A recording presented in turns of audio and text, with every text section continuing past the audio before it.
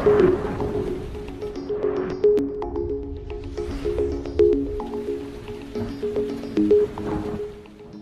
දිනවලට සාපේක්ෂව දිවයින නිර්තදිග ප්‍රදේශයේ පැවති වැසි තත්ත්වයක් දිවයින හා ඒ අවට මුහුදු ප්‍රදේශවල පැවති සුළං තත්ත්වයක් තරමක අඩුවීමක් මේ වෙනකොට පවතිනවා.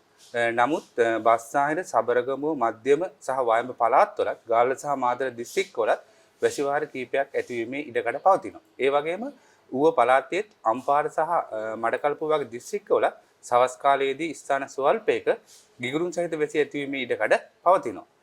මේකම මධ්‍යම කඳුකරේ බටහිර බැවුම් ප්‍රදේශවල උතුරු මැද සහ වයඹ පළාත්වලත් හම්බන්තොට සහ චීකුණාමලය වගේ දිස්ත්‍රික්කවලත් විටින් විට හැමෝම පැයට කිලෝමීටර් 30 40ක් වගේ තරමක තද සුළං ඇතිවීමේ ඉඩකඩ තියෙනවා අද දිනේ. දිවයින ආශ්‍රිත මුහුදු ප්‍රදේශවල කාලගුණ තත්ත්වයේ සැලකුව විට පුත්තලම් සිට කොළඹ සහ ගාල්ල හරහා හම්බන්තොට දක්වා වෙලට ඔබ්බෙන් වන මුහුදු ප්‍රදේශවල තැනින් තැන වැසියෝ ගිගුරුන් සහිත වැසි ඇති වෙන්න පුළුවන්.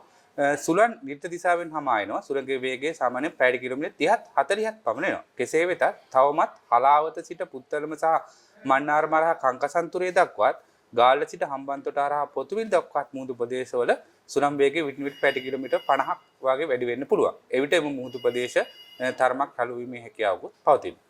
තවම ඕනින් එක ක්‍රියාත්මකයිද? නෑ මේ වන විට අනතුරු වගේන් කිසිවක් පවතින්නේ නැහැ. Radio Veritas Asia Sinhala Service